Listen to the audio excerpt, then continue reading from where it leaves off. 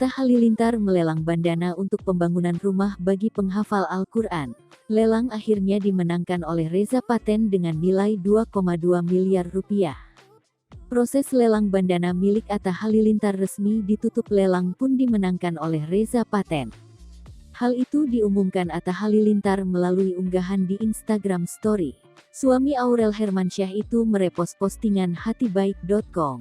Tampak Reza Paten membeli bandana atau headband milik Atta senilai Rp2.222.222.222. Atta kemudian menuliskan ucapan selamat kepada Reza. Selamat kepada pemenang Mas Reza Paten 89 Sultan baik hati. Semoga bisa penyerahan secara langsung dan berjumpa.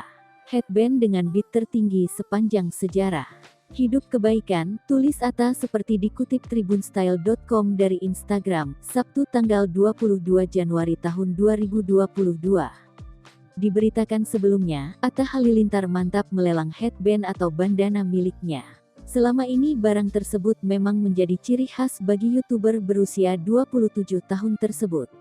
Aksi lelang bandana dilakukan Atta Halilintar untuk tujuan sosial. Ia bakal menggunakan hasil lelang untuk pembangunan rumah bagi para penghafal Al-Quran. Hal itu diumumkan Atta Halilintar lewat unggahan di Instagram pada Kamis, tanggal 20 Januari tahun 2022. Tampak bandana bermotif dengan dominasi warna hitam. Bandana tersebut juga tertera tulisan AHHA. Banyak yang bilang lelang headband nyata. Dan ini salah satu headband AHHA pertamaku yang aku cetak sendiri. Oke, bismillah, hasilnya kita gunakan untuk sosial membantu pembangunan tempat penghafal Al-Quran.